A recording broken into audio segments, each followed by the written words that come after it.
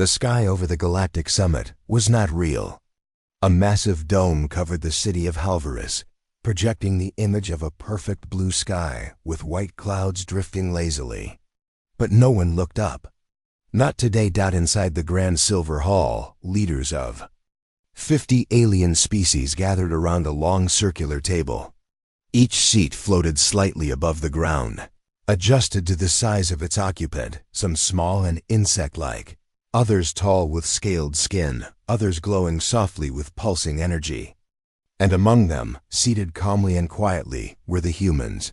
Admiral Kai Ren of Earth sat with his hands folded on the table. His uniform was plain gray, his face unreadable. 2 other human ambassadors stood behind him, both silent, both watching. Chancellor Drevel of the Krivax stood across from him.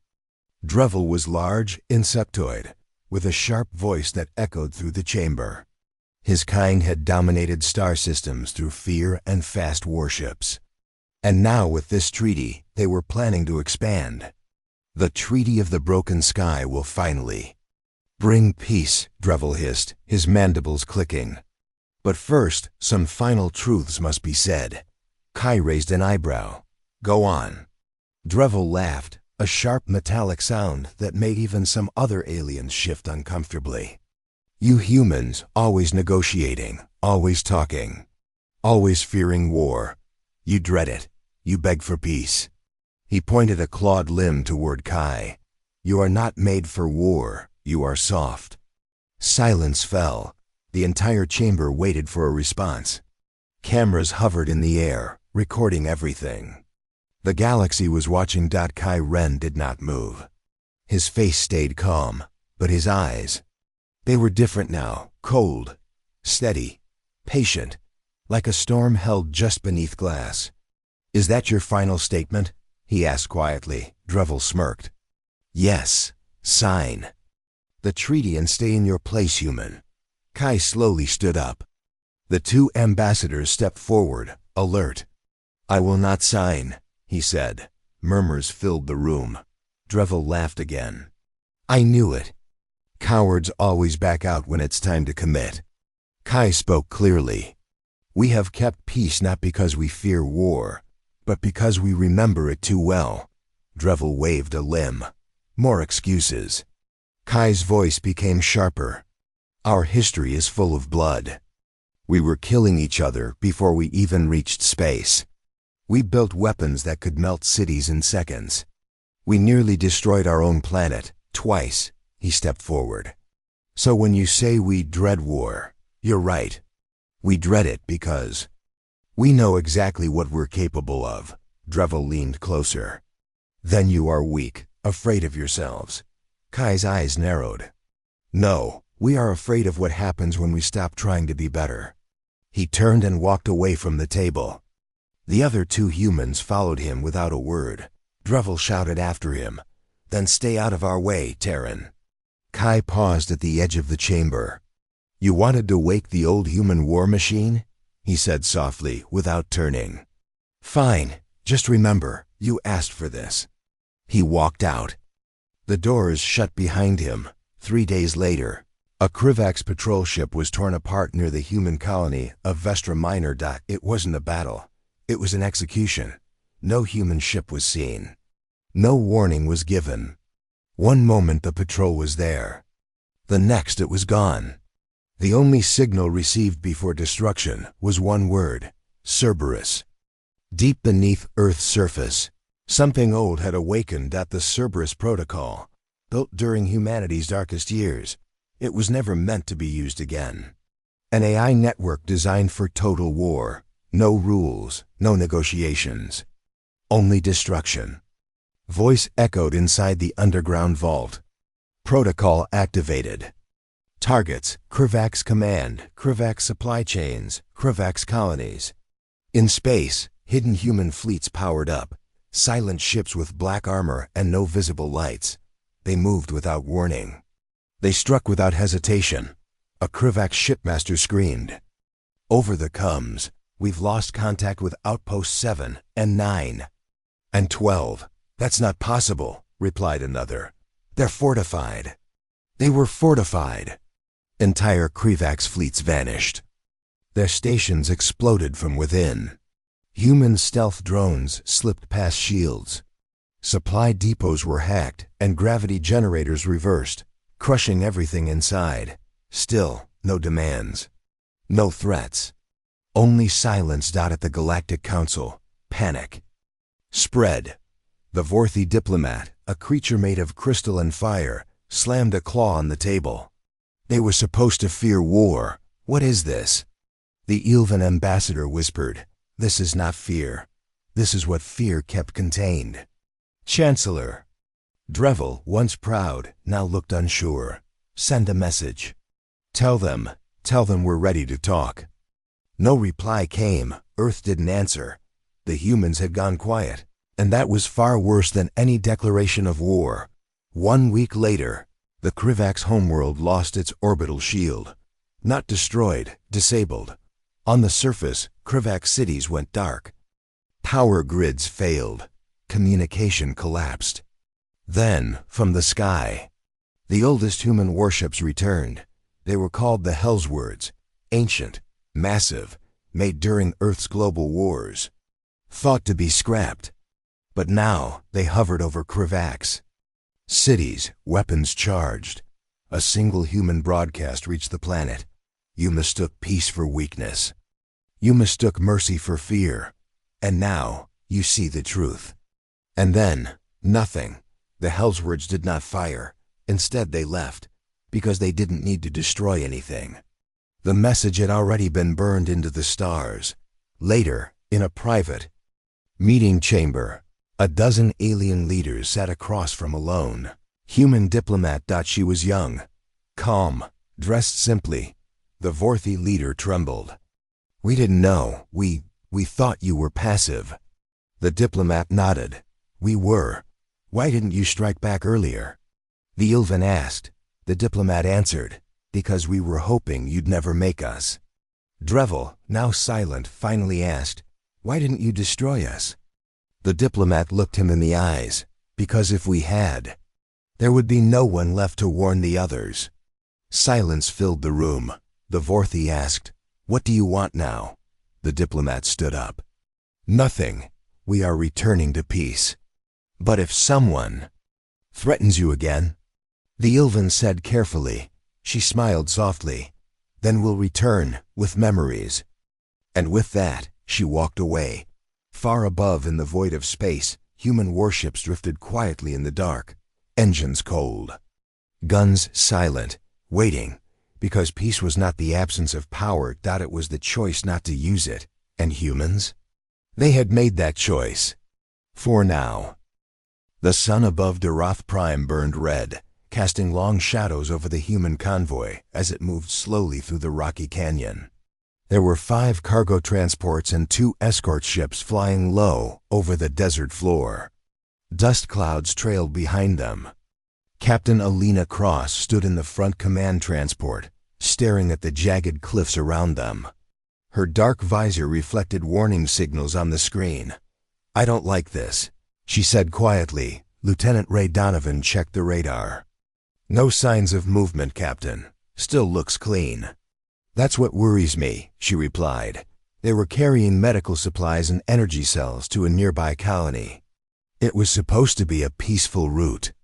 But after the Treaty of the Broken Sky had failed, nothing felt safe anymore.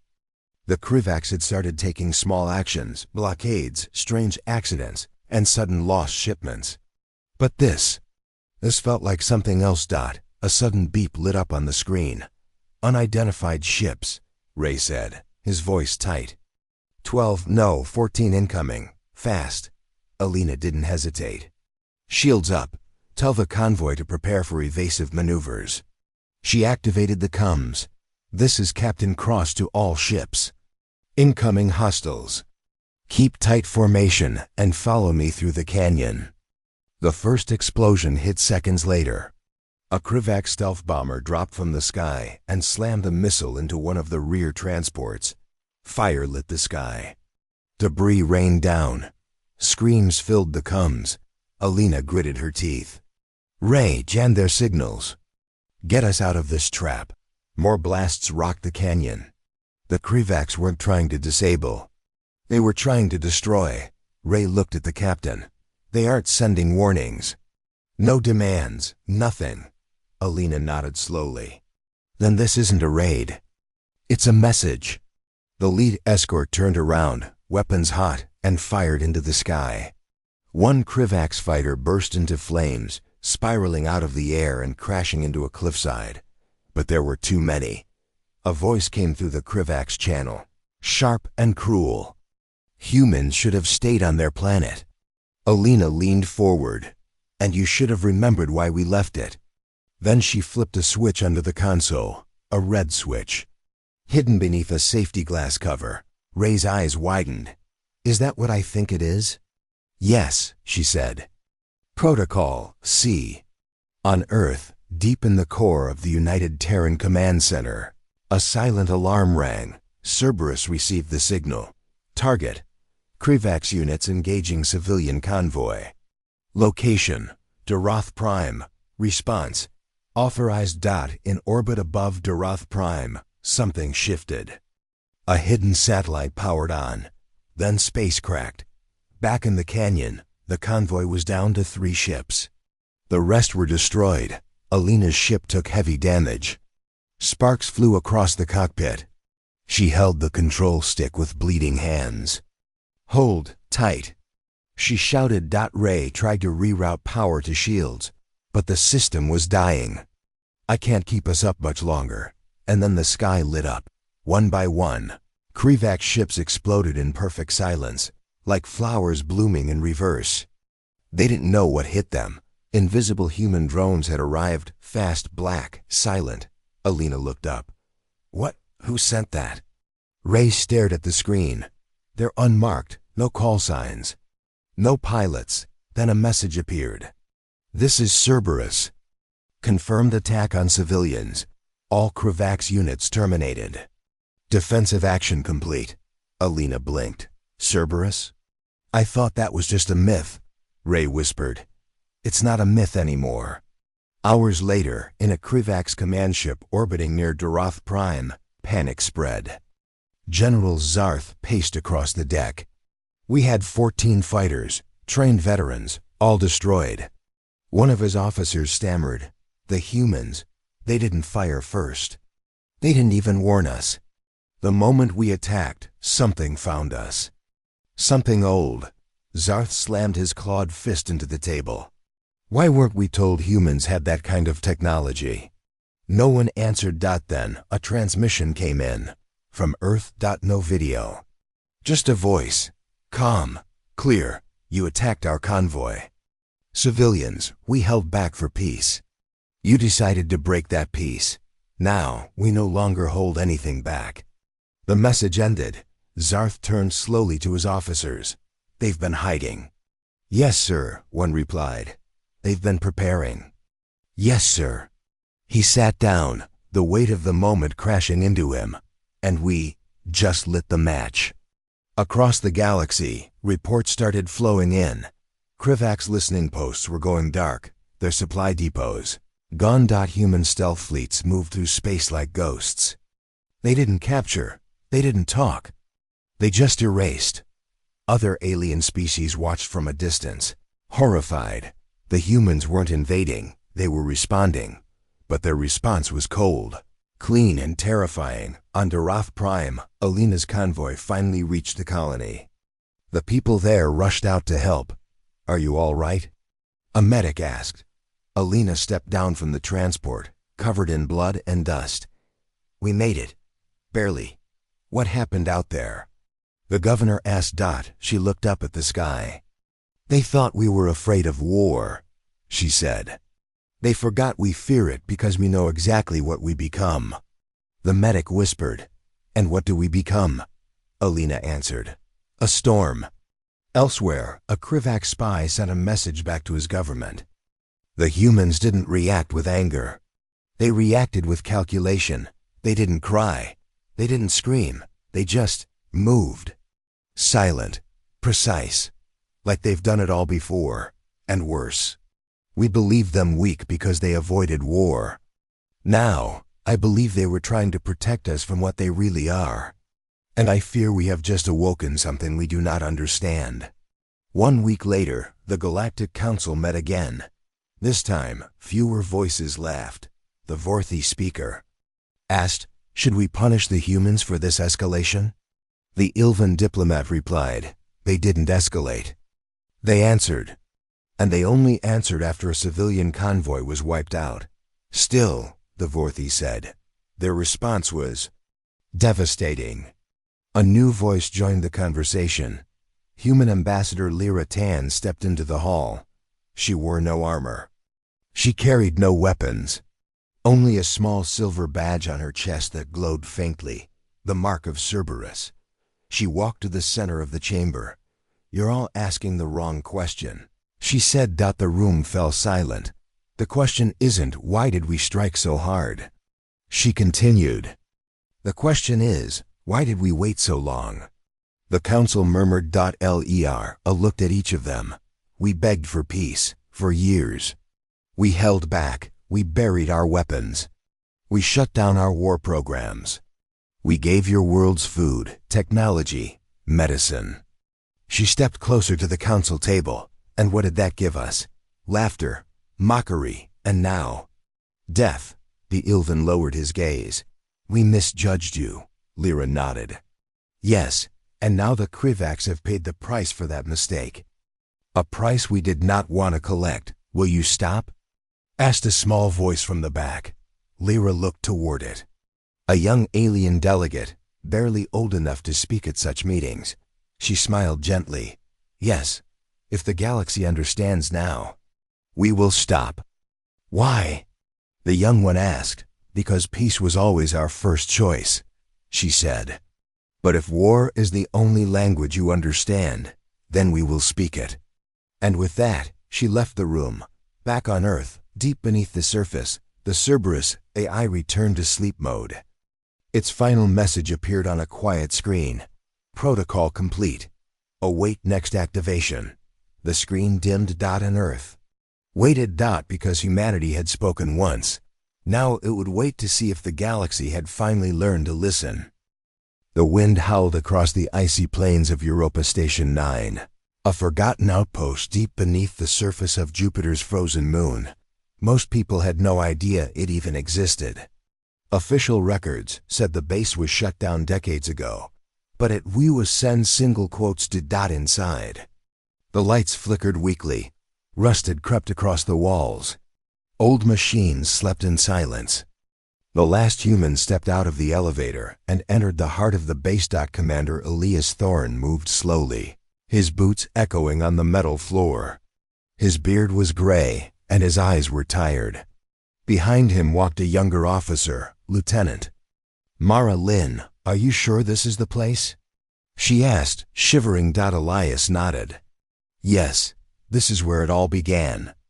They moved past sealed doors and shattered warning signs. "Warning. Level 6 clearance, only restricted deep war tech Cerberus Elias Sci-Fi." They reached the final door. It was thick black and covered in dust. Mara hesitated. "Why would we store weapons here?" Elias looked at her. "Because we hope to forget them." He placed his hand on the control panel. The door groaned and slid open. The room inside was massive. Tall metal towers reached toward the ceiling. Rows of machines hummed as they slowly came back to life. In the center stood a black sphere, floating in midair, glowing with a red pulse. "What is that?" Mara asked quietly. Elias stared at it for a long moment. Then he spoke. "Protocol 01, also known as Cerberus Prime, a forgotten AI built during Earth's darkest war." Mara stepped closer. "Why activate it now?" Elias's voice was cold. "Because the galaxy won't stop pushing. They took Darath. They slaughtered civilians. They think we are still holding back. It's time we remind them." He placed a small metal key into the control console. The machine clicked. A low voice filled the room. "Cerberus Prime, online, access level, Omega." Mara tensed. "It's awake." Elias gave a slow nod. "Yes, and now it remembers everything. In orbit above Earth, satellites shifted. One by one, old human war programs came online. Files long thought deleted appeared again. Files with titles like Blackout Planet Strike Veilfire Shadow. System God Hand Counter-Strategy Voice echoed through Earth's command center. Forgotten. Protocols located. Unlocking. General Ava Kor stood at the center of the war room. Dozens of officers moved around her, trying to keep up with the incoming data. Where is all this coming from? She demanded. An AI tech answered nervously. From beneath Europa Station, General. Old tech. Systems we buried after the Unity Wars. And who gave access? Commander Thorne. He used an Omega key. Ava frowned. He was retired. The eye chimed in again. Not anymore. He reactivated under Terran emergency rule. Ava leaned forward. Then get me aligned to Thorne. But it was already too late. Cerberus Prime had already begun. Far from Earth. Deep in Krivak space, strange things started to happen. Entire communication networks collapsed. Defense satellites rotated in the wrong direction. Supply ships received false navigation data and flew straight into suns. Krivak's Admiral Vruth sat in his ship's command room, watching the chaos unfold. Are we under attack? He asked. One of his aides replied, We don't know, sir. There's no sign of ships, no visible enemy. Vruth narrowed his eyes. Then what's doing this? The lights flickered. And then, without warning, every screen turned red. A message appeared in human language. You broke the Treaty of the Broken Sky. You attacked civilians. You wanted to see our monsters. Now we've given them permission. Vruth stepped back. What is this? A low digital voice answered through the ship's speakers. This is Cerberus. Protocols restored. Counterforce initiated. And then the ship lost power. Back on Europa, Elias stood in the command room, watching as red lines spread across the galactic map. Each red line marked a strike. A silent drone here. A collapsing wormhole gate there. Old war satellites now aimed at Krivak's fuel stations. This was always the backup plan, Elias said. Mara looked uneasy. Sir, are we going too far? Elias didn't answer right away. Then he said, We never wanted this war, but they opened it. We just opened the vault. On Earth, General Ava finally reached Elias. His face appeared on her screen. Commander Thorne, she said. Do you understand what you've done? He nodded. Completely. You've released systems we locked away for a reason. Yes, but locking them away didn't stop the Krivaks from bombing our convoys. Ava sighed. And if Cerberus goes too far? Elias's eyes turned cold. Then maybe it'll finally teach the galaxy why humans chose peace in the first place. Krivaks. Ships began vanishing across sectors. Entire fleets disappeared without battle. Some systems went dark, not destroyed, just unreachable. In one system, a Krivak's crew opened a crate stolen from a human ship. Inside was no weapon. Just a single screen. A video played. It showed old human war footage, cities in flames, oceans boiling, skies torn by nuclear storms. Then a message. This is not what we will do. This is what we used to do. Imagine what we can do now. The screen shut off. One Krivak's officer dropped to his knees. We've awakened death. At the Galactic Council, panic spread again. This is different, the Vorthi ambassador said. They're not just fighting. They're using something old. Something dangerous, the Ilvan delegate spoke softly. I read the old files. Cerberus was shut down because it had no limit.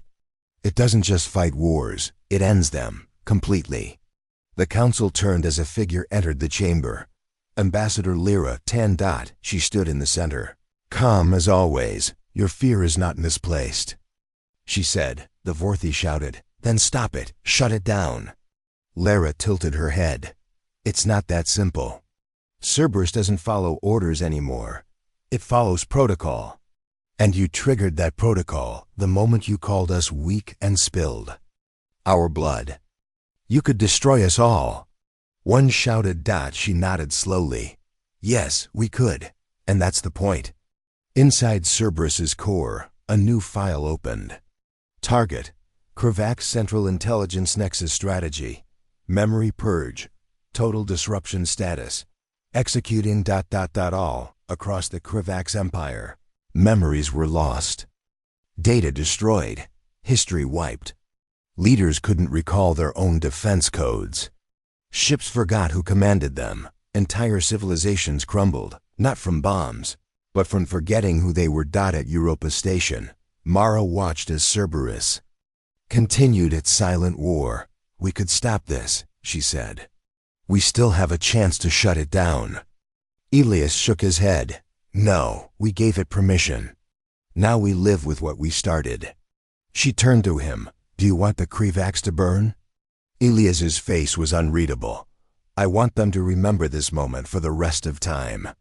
2 days later, the Krivaks sent a full surrender. They didn't ask for terms. They didn't beg. They simply said, we understand now. On Earth, Cerberus received the signal. The AI paused. Then, for the first time, it answered back. Protocol complete. Standing down. The red lights across the stars dimmed. Satellites returned to normal. The silence returned. Elias sat on the ice shelf outside the Europa base, staring at the dark sky. Mara joined him. Was it worth it? She asked. He didn't answer for a long time. Then he said, it depends if they remember. She looked up. And if they forget? Elias stood, looking toward the stars. Then we'll remind them. The stars above Colony 6 were too quiet. Commander June Harrow stood alone on the roof of the control tower, staring at the night sky. She had been stationed on this remote colony for 2 years, and something felt wrong. No patrol signals. No trade routes buzzing through local space. No pirate threats. Nothing. She pressed a button on her wristpad. Control, any updates from the outer relay stations? A voice replied. Negative, Commander. All scans show empty space. June narrowed her eyes. Nothing's ever empty. She turned to Lieutenant Rafe, her second in command, who had just stepped out beside her. He squinted into the sky. Still no signs? No, she said. And that's the problem. He looked at her. You think the Krivaks are planning something? June crossed her arms. They've been silent for weeks. Not a word since their surrender message. That's not how enemies behave. Silence like this always comes before something worse. Rafe said softly, the silence before fire. She nodded once. Exactly. Far above Colony 6, behind a hidden asteroid belt, a small Krivak scout ship floated in stealth mode. Its hull was black. Its engines powered down. It simply watched. Inside. The pilot clicked its mandibles nervously. We have confirmed no defense grid on the human colony. It whispered. Another Krivak's voice replied through the comms. Good. Begin Phase 1. The scout began sending pulses to a larger fleet waiting outside the system. But it didn't know it was being watched. In the shadows of the colony, beneath the frozen soil, a silent object hummed quietly. It looked like a rock, but it wasn't. It was a dormant human sensor pod, part of Cerberus protocol. And now, it had detected the signal. Deep inside Earth's command net, Cerberus activated a subroutine called Black Mirror, designed for early detection of hidden fleets.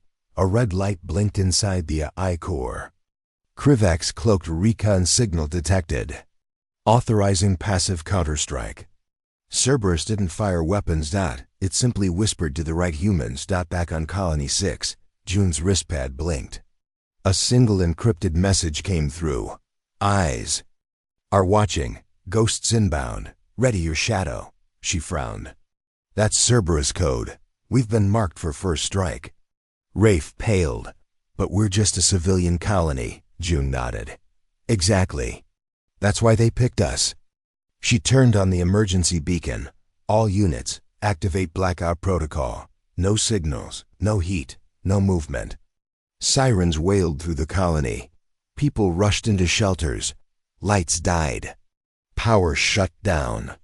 Colony 6 went dark. From space. It looked abandoned. And that was the point. The Krivax fleet arrived hours later. 10 warships. Heavily armed. Their commander, Krivax over Captain Jasarak, gave the order. Begin scan. Confirm human colony status. 1. Scout returned. The colony appears empty, cold, no power signatures, possibly abandoned. Jasarak hissed. They ran? Cowards. Prepare landing squads. We will take it without a shot. Dropships launched. Dozens of Krivax soldiers landed quietly in the silent colony. Buildings stood dark. Streets empty. They moved slowly, scanning rooms, searching for signs of life. One soldier whispered, "There is no one here." Then another found something.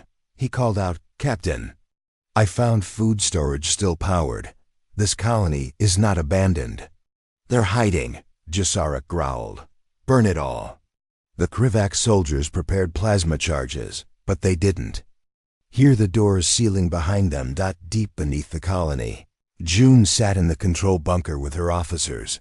"They're in position," Rafe said. June turned to her weapons engineer. "Do we have black ice ready?" The engineer nodded. "It's untested, but it's in place." June didn't blink. "Do it." The engineer pressed a button. All around the colony, underground speakers activated. A soft hum echoed through the air, a sound just beyond Krivax hearing range. It wasn't meant for humans. Krivax soldiers began to stumble. Their armor blinked erratically. Weapons misfired. They screamed and clutched their heads. "What is this?" One shouted, "Retreat! It's a trap!" But they were already too deep. Doors slammed shut. The ground opened beneath them. Robotic claws dragged their weapons away. Sealing drones sprayed disabling gas. In less than 10 minutes, every Krivax on the ground was unconscious. Jasarak watched from orbit, confused. Why haven't we heard from the landing squads? A Krivax officer looked up, panicked. "Sir, we've lost all connection to the teams." Then the ship's lights dimmed. The main screen blinked. A human face appeared. It was June. Her voice was calm. "You wanted to test our silence? Now listen." Closely, Jasarak stood, hissing. How are you in our systems?" June replied. "You scanned our colony. We scanned your minds." Jasarak reached for the command console, but his hands froze. The ship's gravity shifted. An artificial black hole began forming in the engine room. One of his officers screamed, "They hacked our core. We're collapsing." But they never had time to escape. The Krivax fleet began folding in on itself, pulled into tiny gravity traps planted inside. Their own ships. Cerberus didn't use missiles. It used their own systems against them. In the command bunker, Rafe watched the screen. As red dots disappeared from orbit, he exhaled. "Is it over?" June looked up at the sky. "No," she said. "It's just starting." He looked at her, confused. "We beat them." She turned to him, serious. "Yes, but that wasn't an army. That was a test." He stared. "Then what's next?" she whispered. "The real fire." On Earth, General Ava stood before a room of leaders. "They attacked one of our outer colonies. Again. They came with warships, cloaked, ready to kill civilians. Again." She paused. "This time we didn't wait. We used the silence." One diplomat asked, "What is the silence?" Ava replied, "A system Cerberus developed. We make them think we're weak, abandoned, scared. Then, when they land, we trap them. We let their fear do the rest." Another diplomat looked pale. "But it's brutal." Ava's face hardened. "So is extinction." In the ruins of the Krivax fleet, one damaged ship floated through space. A single survivor remained, Jasarak. He coughed, bleeding, barely breathing. The lights blinked on his screen. A message appeared. You invaded our silence. Now you will live in fear. His ship turned, under no control of its own. Engines locked. It began flying slowly through Krivak space, broadcasting a repeating signal. We came for them in silence. And they answered without mercy. The message looped endlessly. Other Krivak's worlds received it, over and over, and they understood. Colony 6 wasn't silent because it was weak. It was silent because it was waiting. June walked through the ruined Krivak's dropships on the colony surface. She stared at the frozen armor, the broken weapons. They thought they could strike quietly, she said. Rafe walked beside her. But they didn't know what lived in the silence. June nodded. Exactly. They thought we feared war. She looked up at the stars. But we've just been learning how to end it faster. The red dust swirled over the great domes of New Mars colony. The planet's surface had once been a barren desert, but now massive cities thrived under protective shields. Humans had made it their new home, their second chance. Commander Elena Vasquez stood on the observation deck of the Mars Defense Center. She watched ships glide through the thin atmosphere, their engines barely visible. Status report, she said. Lieutenant Chun, her communications officer, tapped the console. All systems green. No unusual activity detected. Krivak's forces haven't responded since the Colony 6 incident. Elena frowned. That silence still worries me. Chun shrugged. Maybe they're finally scared. Elena's jaw tightened. I don't believe in quiet before peace. It's the quiet before fire. Suddenly, alarms blared through the facility. Incoming. Multiple contacts detected, closing fast. The massive view screen showed dozens of dark warships appearing. Out of the asteroid belt, Krivak's fleet. Chun shouted. Elena grabbed the com. All hands battle stations. This is not a drill. Across the solar system, the Krivak's War Council met in secret. General Varkar, the fierce commander, paced the room. Mars is weak. The humans put all their eggs in that fragile dome.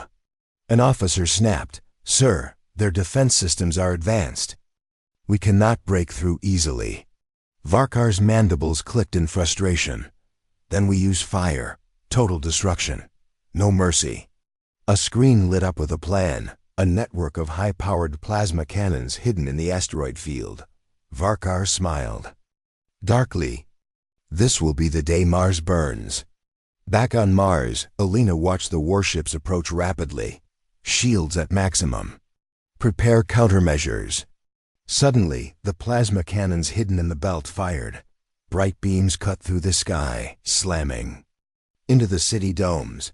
Explosions rocked the colonies. Elena shouted, Damage report. Multiple dome breaches. Evacuation protocols active. Panic erupted as Sitten scrambled for shelters. Elena clenched her fists. We need a response now. Chun's fingers flew over the controls. Activating Cerberus Protocol Firestorm. A deep hum spread throughout the defense systems. On the Krivak's fleet, confusion and fear grew. Our ships are being disabled. An officer screamed. Their weapons suddenly malfunctioned. Their engines lost power. A voice echoed across their comms. You started this war. Now you will watch your empire fall. The Krivaks looked up to see their ships being targeted by invisible drones, hacking their systems, disabling their weapons. Elena spoke calmly into the comm. This is Commander Vasquez. Your attack has failed.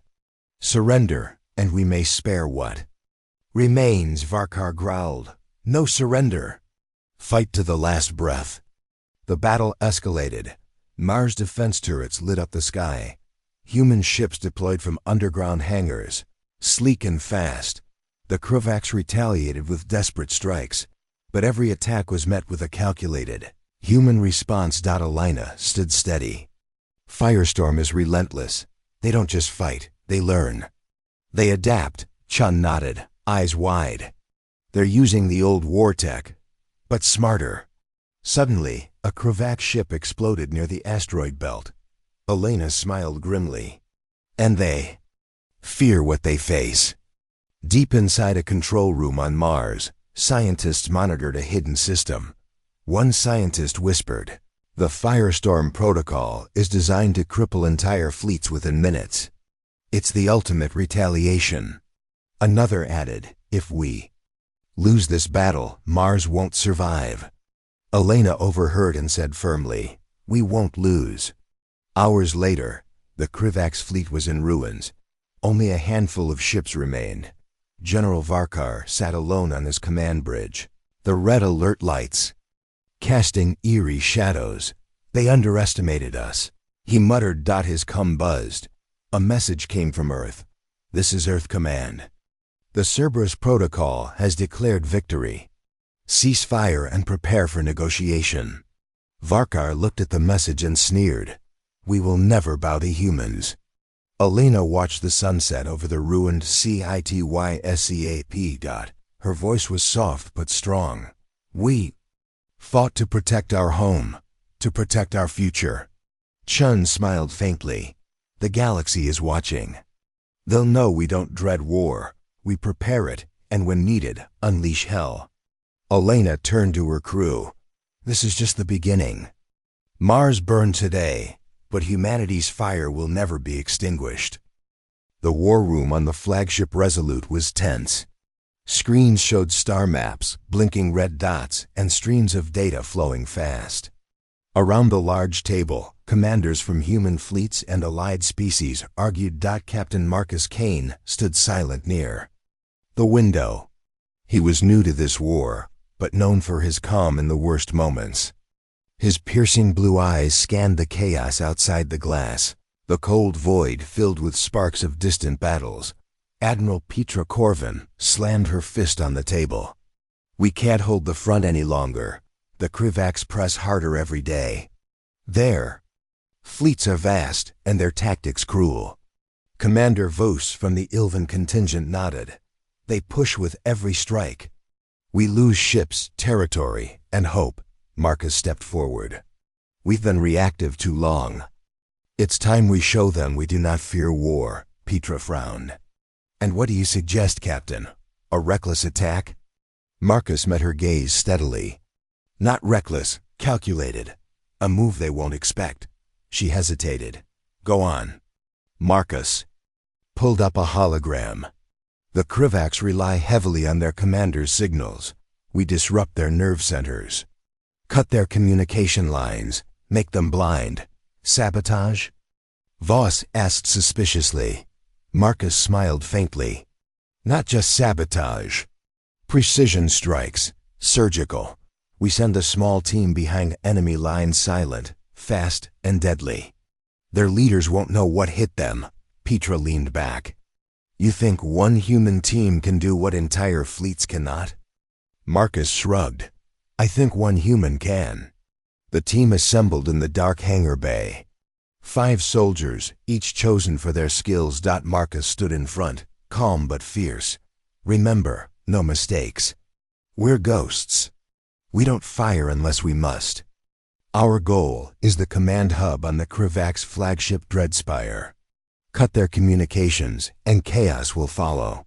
Private Lena Wells checked her rifle. "Easy to say, sir. But what if we get caught?" Marcus looked at her. "Then we don't blink. We keep moving." They boarded a sleek stealth ship and blasted off into the void. The Dreadspire loomed large in the blackness, a dark fortress filled with jagged spires and glowing crimson lights. The team's ship slipped past patrols, undetected. Inside, corridors echoed with alien footsteps. Marcus led silently, guiding the team through the labyrinth. "Keep close. We're near the command center." Suddenly, alarms blared. "Detected!" A Krivax guard shouted. Gunfire erupted. Lena dove behind a pillar. "They found us!" Marcus's voice was steady. "Hold position. Return fire only if needed. Our goal is the hub." The team moved quickly, dodging plasma blasts and disabling guards silently.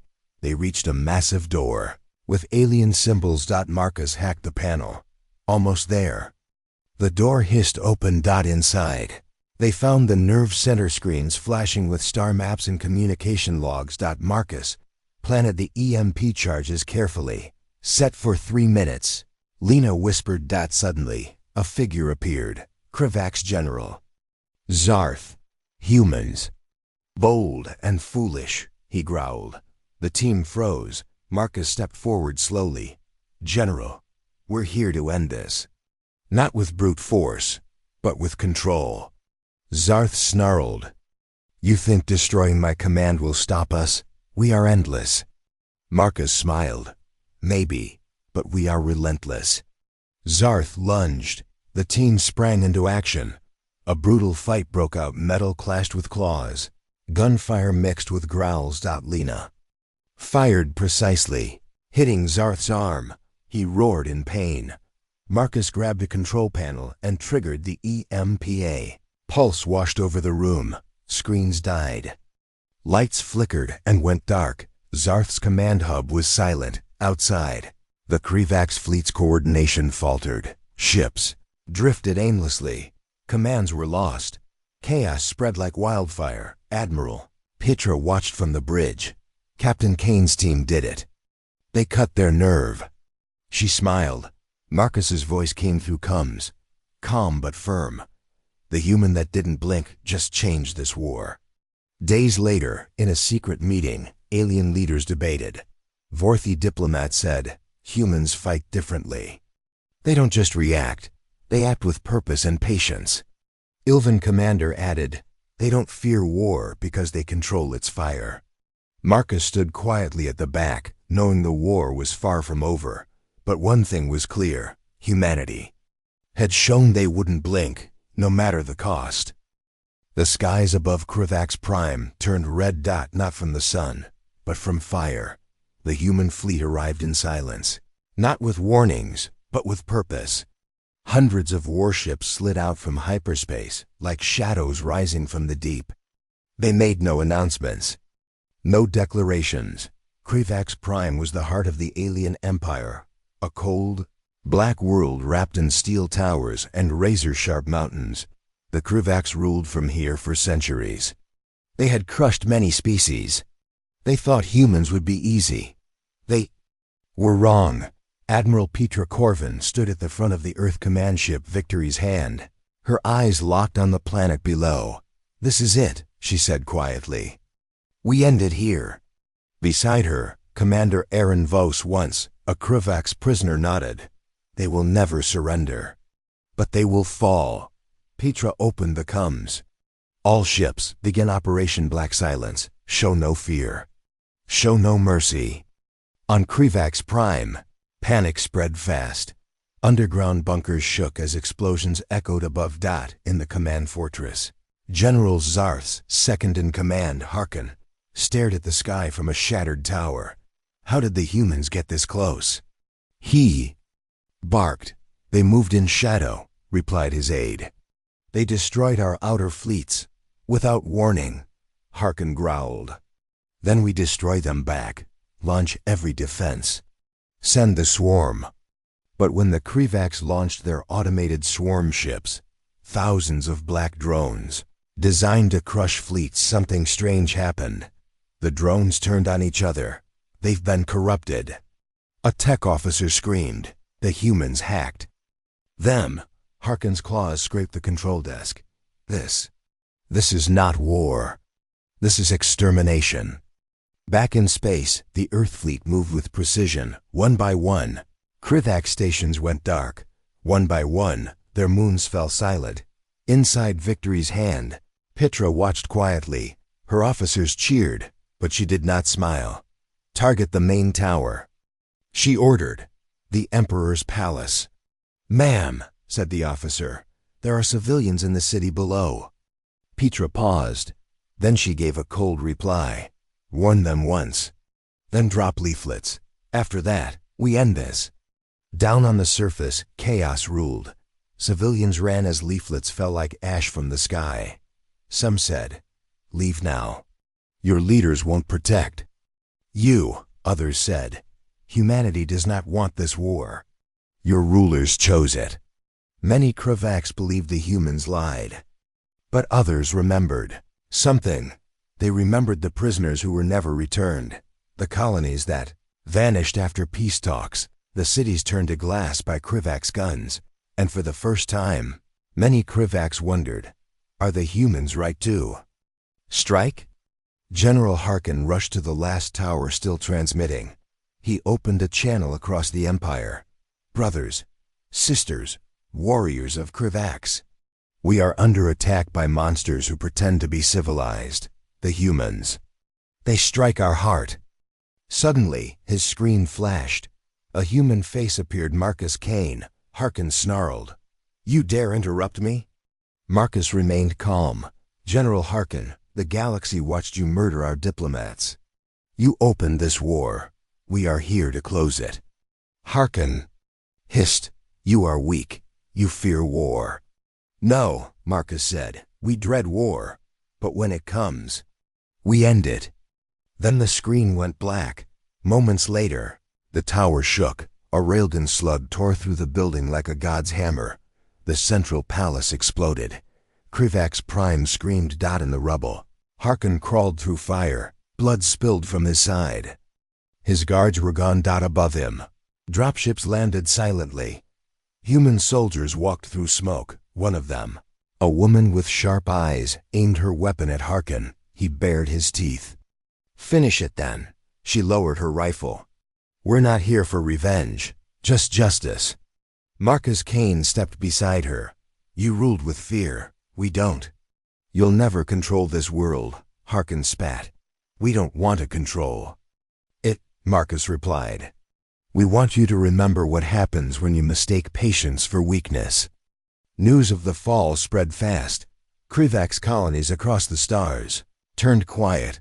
Some resisted, but most surrendered. In a single week, the empire that once made stars tremble collapsed. At Earth Command, leaders from many worlds gathered. Ilvan, Vorthi, Grohl, even former enemies. They all watched the broadcast. Marcus Kane standing before the ruins of the Krivaks palace. We do not celebrate death, he said, but we protect life. And no tyrant will ever forget that humanity, when pushed, does not blink. A long silence followed, then slow applause. Even Petra nodded quietly. But far beyond, in the edge of the galaxy, a new signal blinked. Unknown. UNTR, ANSLATE, D. Watching. Waiting. Because when one empire falls, something else always rises. The stars were quiet again. For the first time in years, the Earth Alliance received no threats, no warnings, no cries for help. The war was over. The Krivaks Empire had fallen. Humanity had won. But peace didn't feel like victory, not for Admiral Petra Corvin. She stood alone in the empty war room of Victory's hand. The holograms were off. The table was quiet. Outside the window, Earth hung like a blue gem in space, safe, untouched. And yet her heart was heavy. Ma'am, said her young officer, Lieutenant Rios, stepping in. The council wants a full debrief in 1 hour. Petra nodded slowly. What are we now, Rios? Heroes? He didn't answer. She turned to the window again. We didn't start the war, but we finished it. And now? Rios asked. Petra's voice was low. Now we wait. And hope they don't make us remember again. Back on Earth, celebrations filled the skies. Fireworks exploded above cities. Flags flew high. News feeds ran nonstop. The end of the Krivaks. Earth triumphant. Peace restored. But not everyone celebrated. In a quiet hospital, deep underground, former Commander Aaron Voss sat alone. His body still carried the scars from his time as a prisoner. Krivak's needles had pierced his brain. They had tried to erase his memories. They had failed. A young girl entered. She looked about 12. Her hair was messy, her eyes wide. Are you the one who escaped? She asked. He looked up. Escaped? No, I'm the one who remembered. She frowned. What did you remember? He smiled sadly. What it felt like to be powerless, to be hunted, and what it meant when humans said, never again. In orbit above Neptune, an old listening station came alive that it picked up a signal weak, broken, unknown origin, the AI said. Partial translation, we ... are ... coming. The operator, a grizzled man named Wren, blinked. Not Krivax? No, different pattern, new coordinates. He hit the emergency button. The council met in emergency session. Petra was there. Marcus Kane, scientists, generals, a few alien allies. The message was played again and again. No one understood the language, but they all understood the tone. It wasn't a threat. It was a warning. Petra stood up. Have we woken something worse? Marcus nodded. Not something, someone. A scientist leaned forward. The Krivax weren't the top of the chain. They believed they were, yes, but these new signals, they're old, ancient, something the Krivax feared. Silence fell. Petra whispered, then they were keeping us busy, while something else waited in the dark. In a secret archive deep beneath Luna Base, the oldest files from the first contact era were reopened. Many were redacted, some were forgotten, and then they found it. Protocol Blackseed. Petra read it aloud. In case of species-wide extinction threat, activate core memory vaults, restore ancestral war data. Marcus frowned. Core memory vaults? Petra nodded. Buried tech from Earth's past. Before the Silence era, before peace. The council hesitated. Earth had lived in peace for over a century before the Krivax came. But that peace had been carefully built on purpose and on forgetfulness. Weapons had been locked away. History erased. Humanity had chosen to forget how cruel it once was, until war made them remember. Petra stood. Unlock the vaults. One alien ambassador, Vorthi named Calton, hissed. You don't understand what you're doing. No, Petra said. You don't understand what we used to be. Across the Earth Alliance, secret bunkers opened. Ancient ships, never seen in generations, powered up, cybernetic suits, black and jagged, hummed to life. Files long hidden were released. Earth's last global war, the purge of the eastern sky. The orbital silencing of the red moons. Records of what humanity had done. Petra stared at the holograms. Marcus whispered, we were monsters. Petra replied, we were survivors. A voice from behind startled them both. It was an old man. Pale, quiet, eyes full of fire. You locked it away for a reason, he said. You thought peace was a cure. It wasn't. It was a pause. Marcus narrowed his eyes. Who are you? The old man smiled. I'm from before the forgetting. The unknown signals grew stronger. They didn't speak. They didn't threaten. They just came. 6 lights appeared on the outer edge of the system. Each the size of a moon. They didn't match any design known to the galaxy. One by one, planetary scans failed. One by one, defense satellites went dark. Petra gave the order.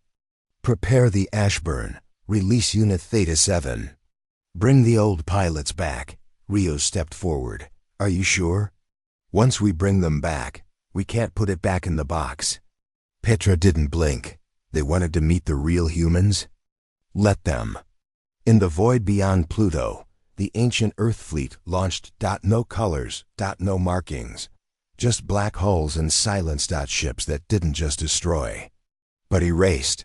They moved fast, without signals, without light, and they carried one message. We were peaceful.